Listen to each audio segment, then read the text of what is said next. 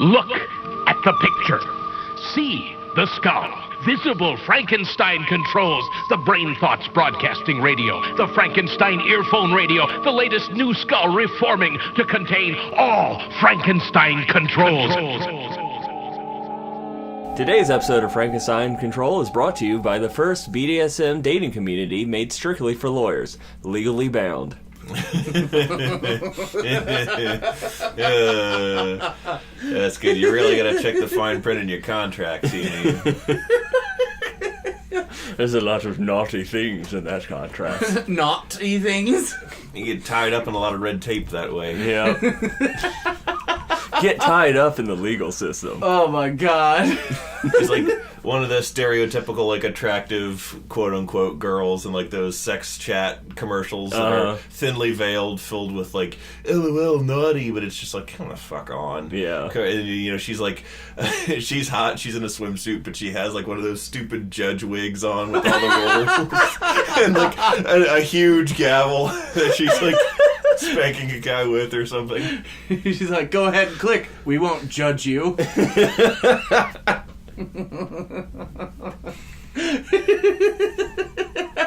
Welcome to the sexiest podcast on the internet. Ugh. Frankenstein Control. I'm your host, the ever flavorful Taylor Russell. Packed tightly and wrapped up sweet. Ugh. Sitting next to me is, in a pile of her own vomit, is Ada Shep. Yeah, I just threw up in my mouth a little bit at the image of that. And in front of me, as always, our very own legal consultant. I'm Judge Holden, and while war may endure, I certainly cannot endure any more of this bullshit. Well, bang the gavel on that one. No, you're Judge Holden your dick. Yeah. Oh! I was trying to find a way to work that in earlier, and I couldn't think of a good enough segue for to stick that one in. Pun intended. Boom! Oh, shit! Penis! The BME Pain Olympics, but with a gavel. Can you imagine if one of those, like, sex hotlines, obvious, like, commercials for, like, phone sex chat line things. Mm-hmm. It's like, call, don't wait, call 1-800-PENIS now. And, like, it's what PENIS, but the S is a 5. Call 1-800-PEN15. What does it mean? What is the secret code? Tell me! Oh, stupid. Oh, I love it. I think all of this is on my mind so much because I actually saw one of those commercials recently, unexpectedly. I forget what we were even fucking watching. And it was a straight up, like, sex hotline. The hell network you watching? It was nothing at all. The Sex Network. Fox News. It was, yeah. It was not at all anything that I think it was something on Comedy Central. I don't know. I honestly can't remember what we were watching when that came up, but it was trying to, I guess it's like the tagline, and I remember this begrudgingly, was like 1-800-WE-ARE-18, and I was like, oh god, that's gross. Oh man. And, like, it has all these, like, girls who were, like, our age, clearly, in the commercial, and they were all like, we get it, we're at the house in our swimsuit. I'm like, what fucking house is this? And, like, Lisa and I were getting angrier at, like, who fucking has all this money in this economy? You have a fucking McMansion that you don't pay rich people Loudoun County taxes on, and you use it for this. Like, Lisa... Wouldn't you? Lisa was more incredulous about, like, that is not their house. Like, they're in the hot tub, and it's like, a giant backyard pool, and, like, that's a very popular hotline, B-Rye. And I was like, 1-800-PENIS is very, very popular. I was like, that is a phone sex chat line, and Alyssa was like, oh god. Well, hell were you watching when that commercial? It was something innocuous. It was like watching the Disney Channel. It wasn't quite the Disney Channel, although we've been watching a lot of Star vs. the Forces of Evil lately. That is the force of evil that they're fighting. You know what? If Star killed all those girls with the black hole, I think that'd be great. It's a little fucked up, right? These are the things that happen in my dream, Ada. Dreams. Like at night. What happens in my dreams is I see a whale that was actually the Loch Ness Monster, and it was so beautiful that I want to see it again, but it was all faking in a dream. Did that really happen in a dream? Nice. Yeah, a couple of nights ago, I just had a dream where I was like on a bridge that was really high up, and it was like over the Amazon River, but it was also Scotland. And there's like a huge Scottish castle in the jungle. Yes, in the jungle, and like the river that this bridge was over had like this, like a beluga whale with like ribbons all over it almost, but like also serpent-like flowing through the water, and it's like rainbow and white and sparkly, and I was just captivated by it. And like wish I could see it in a dream again. But I won't, because it's not real. I had a dream I pooped out of my penis. Was that a dream or a nightmare? I wanted it to be like a stark brick wall to your great dream. Just something gross and awful. Ugh. And then I started shitting out of my dick. Do you think a fart, if it came out of a dick, would just sound like a party favor? Just like, It's like, your look is all that matters to me right now. I was just thinking of It's the female version of a queef. A beef? Yeah, a beef. Where's the beef? And then he preefed on me.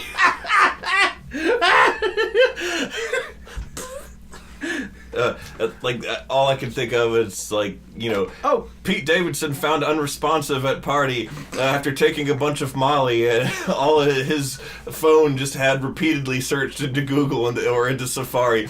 Is it possible to poop out dick? He searched for it 40 times. It had to be taken. Who is this? Pete Davidson, he's a cast member on SNL. Oh. He's on the younger side. He's actually 24. Is he famous for the drugging? No. Is he famous for the hugging? He's actually funny, and like one of their better, or for a while at now, least. funny or SNL funny? There's a difference. I don't know. I'm easily entertained. I watch SNL to forget about things and just yuck a couple times. It's I don't put that much thought into it.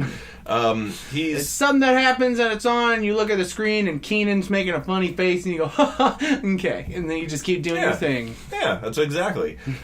Pete Davidson is one of their younger cast members. He's pretty funny. I mean, I've liked a lot of the skits he's been a part of, but he's in the news a lot lately because he's dating Ariana Grande, who a lot of normies care about, and I guess they're kind of being gross about their relationship and just being like real public, like, flagrantly giving each other handy J's. Pretty much, just like. Oh wow, I was just being extreme. I don't know quite that gross. Okay. Like, I really don't know that much about it because I go out of my way not to learn things that normies care about. Yeah. But I know that they're just like doing a lot of like PDA, public display of affection, just overly gratuitous, and like being real drunk at the club and posting all kinds of like stuff that everyone's like, oh, come on, guys. Instagram photos, and you're like, oh, come on. Ariando grandpa grinds on boyfriend at club. See video now. Don't click here. That's www.penis.com. Damn straight. We're running a multifaceted business. You can't afford not to diversify in today's complex business culture. In today's complex penis-oriented culture. In today's complex petri dish culture. That I've taken right here. I've cloned you both. You're very tiny, though. My God, look at you. Oh, little B-Rye, don't. He found the tiny knife. No. Well, why'd you put it in there? Well... It came in your DNA. Yeah, that's true. You can't clone a B-Rye without making a tiny knife. I secrete them out of my bones like Kimmy Morrow. They just poke through my skin and then I have one. Anytime I need one. So love me as if there were no Kimimaro. Oh, before we lose the topic of drug abuse and things of that nature, there's a commercial that we see a lot. And this, when I say commercial, I mean this is an asterisk commercial. For a actually potentially very dangerous subset of the health insurance industry. That's not quite right. They exist on the fringe of medical care in our country for treating addictions, and there's like a lot of these. Just skip ahead over what I'm fucking up trying to say here. Just watch the much better produced segment that John Oliver did about these businesses that basically promise addiction network, get help now, but we're not really rehab, and there's not really any governing rules that make sure we have to be competent, or that people don't just immediately do drugs again because we're a bunch of hacks and we just take people's money. I just think you sign up for the addiction clinic, you go in there and they put you in a hospital bed, dude in the lab coat just comes over and goes on you, and then just leaves the room. That's your treatment. That'll be $500, please. More like $500,000. That'll be $500 million, please. Anyhow, there is a commercial for one such service and/or location and/or non-specified medical entity, and it plays all the time on like TBS streaming, like Bob's Burgers episodes, and like a lot of the things that Lissa and I watch all the time, like Adult Swim streaming. They're trying to tell you something, be right. Yeah, and it's like this litany of these people, like these weird looking people who are like, I was on heroin. Like I couldn't stop drinking. Like seek help now. And one of them is this dude who just goes, I use crack cocaine. And we see him so often that Lissa and I imitate him all the time, and like our imitation of him has gotten to like the point where it's way more deadpan than the actual dude. I just crack cocaine.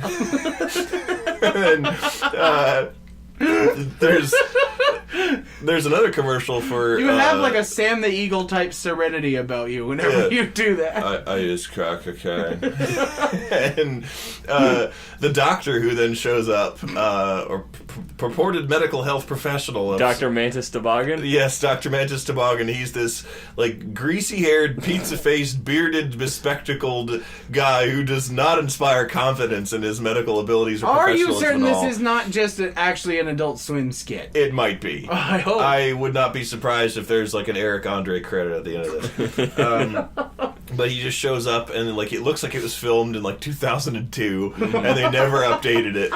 And I actually think I remember this commercial going back that far. Oh. And he's wearing scrubs, and that's the entirety of his doctorism. He's probably only wearing them from the waist up, which is all you can see of him in the commercial. Hi, I bought this shirt on Amazon. And I do mean to imply that he's nude below that. Of course. No, he's not nude. He's got assless chaps on. Oh, perfect. And cowboy boots, because he's going to a different set entirely when this commercial shoot is over. Yeah.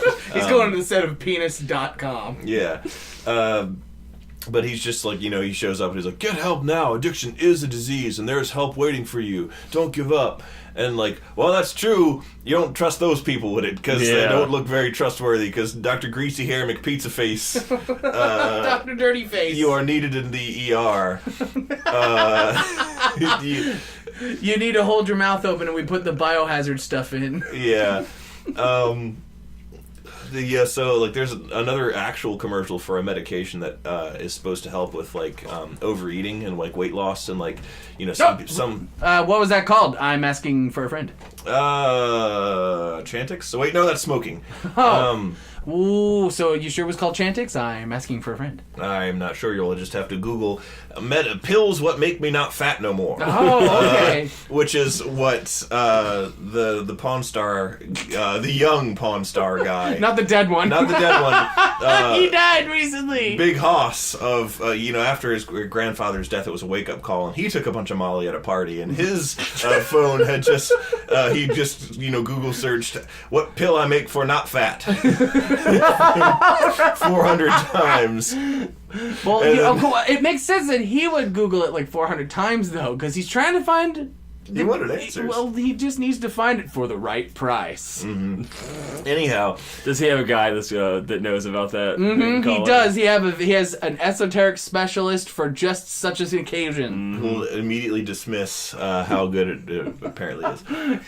It's shit, bruh. See ya.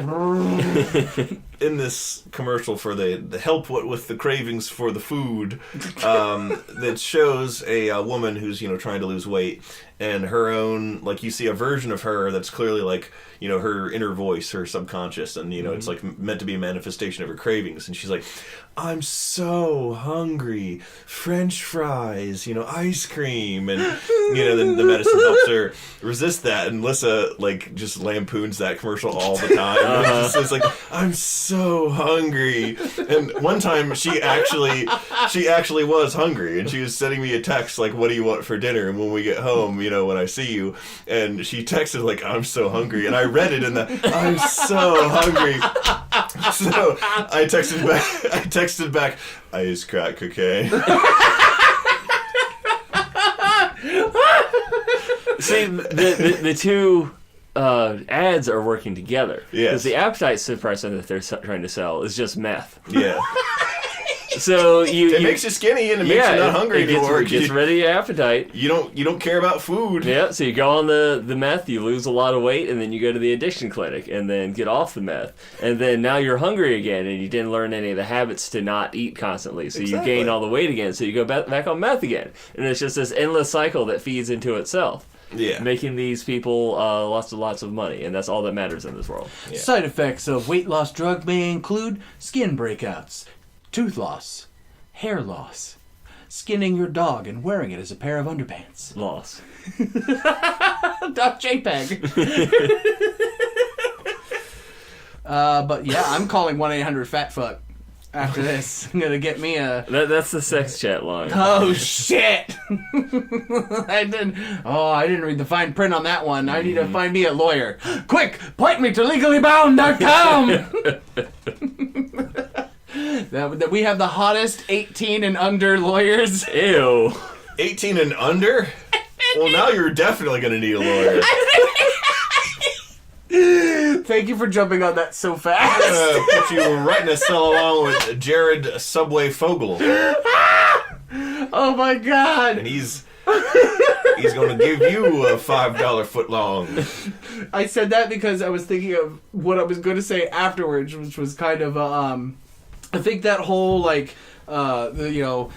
whole barely legal 18 plus or only 18 kind of websites. I find that incredibly fucking creepy. Yep. Yeah, they're horrible. But when I was in middle school, I thought it was great. Of course you did. We all did. Yes. Yeah. But I just think it's interesting how it's more and more awesome the closer you get to 18, and then you hit 18, and then it just gets less and less appealing as the years go by. Well, exactly. Dude, that reminds me of completely safe story. Mm-hmm. Let me just preface this. I used to work for 3 days. I had a job as a bouncy castle man. Oh, yeah. One of them cut you across the face. Okay, so first off, this is not a job where I just laid down in a park and people bounced on me. Although... That would have been a lot safer. That would have been a lot safer and a lot more lucrative, frankly. Mm-hmm. But no, I had a job in the hot summer months carting around bouncy castles to functions. And that was my job. And I did get cut in the face once because the materials that they used to pack these bouncy castles in, these plastic containers, were brittle as fuck. And when I had to push one onto a truck, the brittle material I crashed right through it with my gorilla strength. And I went like I was on bad footing, so I went straight forward, and the plastic shard that was sticking out from the impact point cut me straight up the cheek, just past my eye and up my forehead, so it looked like I had a goddamn anime war wound. You sent me a picture immediately afterwards. It looked like a badass scar through the eye, like friggin' Himura Kenshin the Manslayer. Exactly. I had me a Kenshin scar, and they were like, whoa, that sucks, and then just went about their day. And I was just left with my horrible bouncy scar for the rest of my day, let it get fester in front.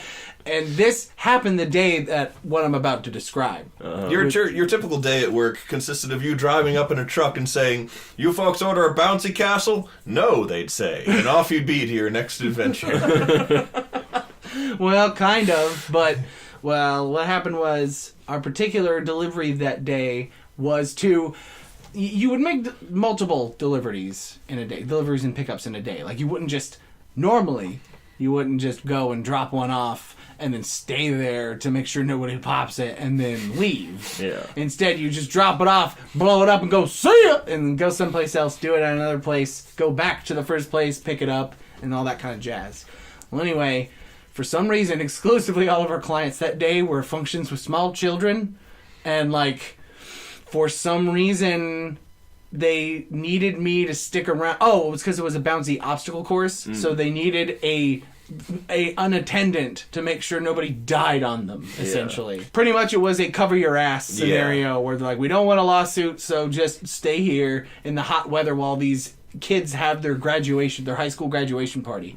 So here I was. I was only like, what, fucking 22 maybe? Yeah, this was quite a while ago. Like, I wasn't very much past 18.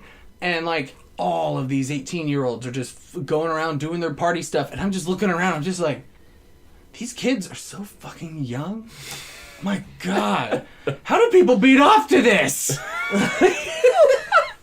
Like, they're so just, like, I couldn't, like, you can't connect with them. They're just so damn young. Yeah. Like, These are they're kids. kids. They're fucking kids, dude. And yet, the whole industry revolves around it. Yeah. And I just think that's really weird and gross. Yep. It is. It is.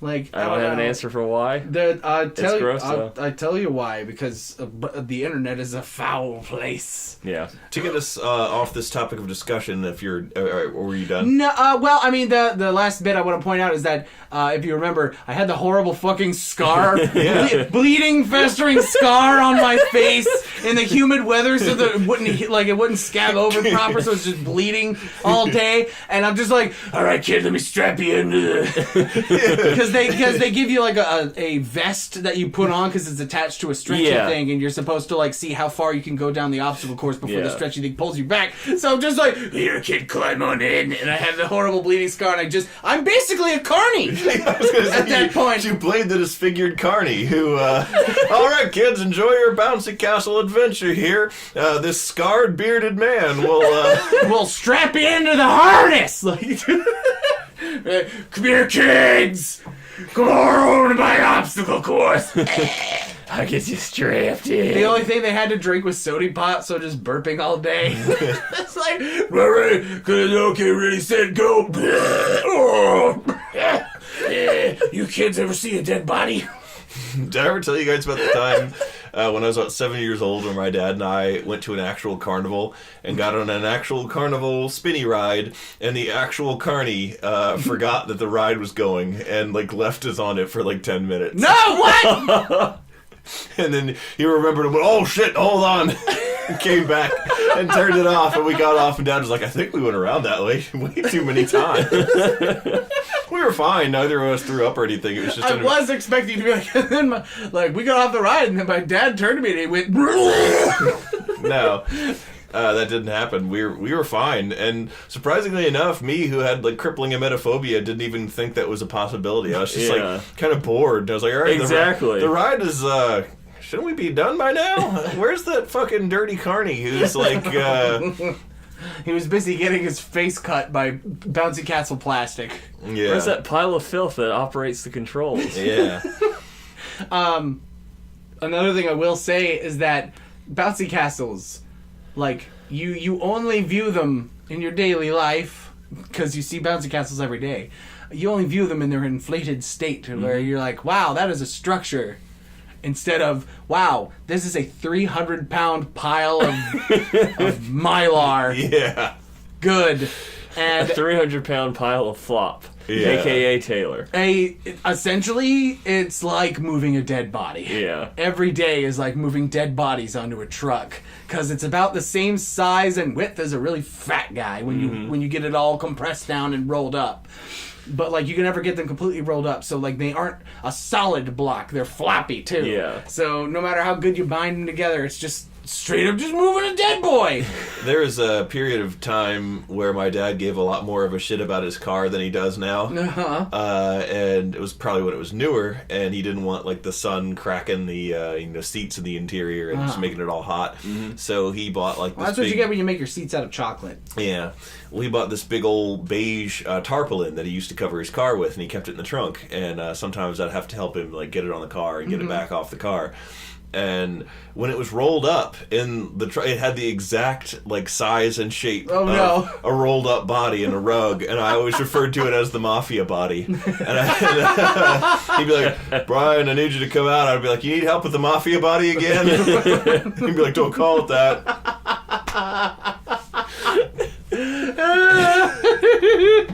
It was a thick, rolled up tarpaulin about, the girth of an average human body and about 5'10" feet it had long. These big cement shoes on it. Yep. We had to tie it up with chains, not bungee cords, not Velcro. I'd go put on a gold necklace and a tracksuit jacket when I helped him move it. And, that I did not do, but my grandparents did have a real scythe in their basement. I thought you were about to say my grandparents did have a real Adidas tracksuit. No, they did have a real scythe. These are the Corn Puddinville grandparents. Yeah. They had John Forsyth in their backyard. When I was a kid, I would, like, when I was like 12, 13 years old, I would put on a black hoodie and I would carry that scythe out and stand by the roadside and point at passing cars. I absolutely, for real, did that.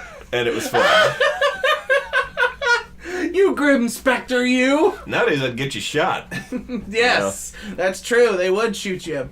In 2002, not so much.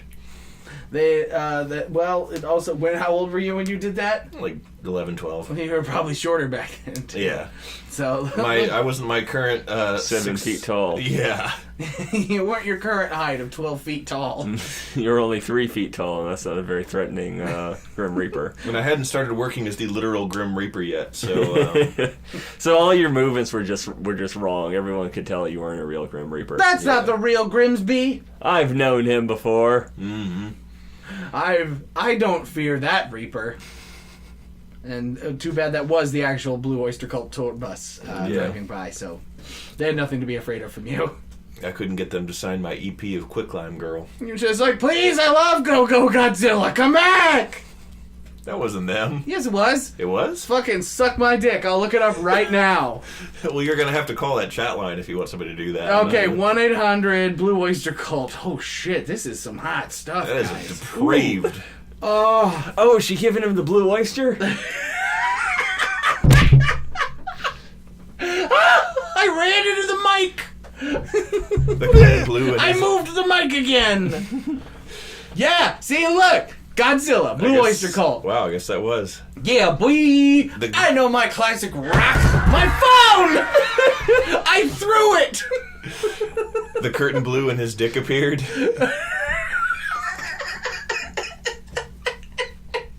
What? It's like the Don't Fear the Reaper song. Oh my God. The intro. This is Is that song about a vampire? Don't Fear the Reaper? It's Yes. just about being scared of dying, but then somebody being like, don't. People die all the time, don't worry about it. It's inevitability of life. Why are you scared?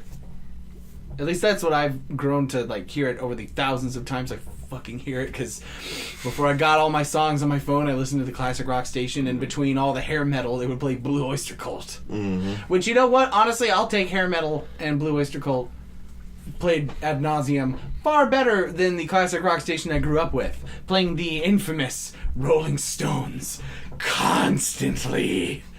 I hate the Rolling Stones, y'all. Really? Why do you hate the Stones? I hate the Stones, man. Mick Jagger's voice sounds like gravelly dick scraped across the pavement and a bouncy castle plastic cutting your eye. But that's beside the point.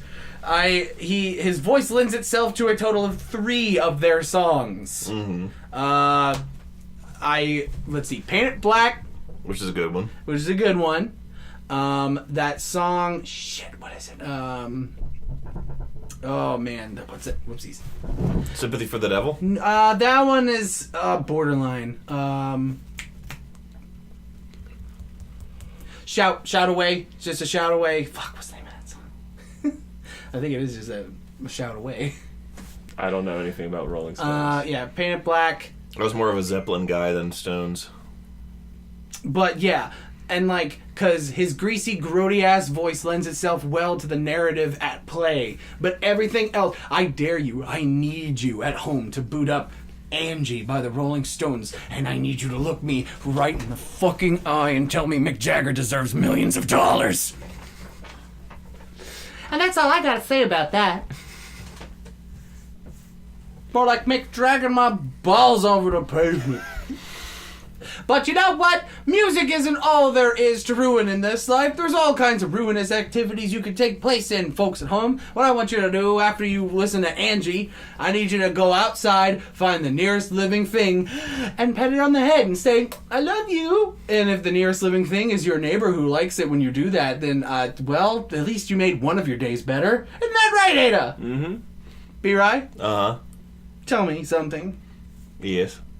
No, just tell me something. Oh, well, I started playing the Total War series of games. I can't believe it's taken me this long to get one. But I got Napoleon Total War. Oh, we got Napoleon Complex! Yes, I got Napoleon Complex, and it's, Next episode of Frankenstein Control, we'll talk about that complex and many more, just like the Thai Cave Complex. I got that, you guys. Get Coach McGurk, he'll save me from it.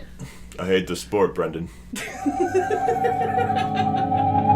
Now even you know I am a menace. I hand you the secrets to save the entire human race and the entire universe.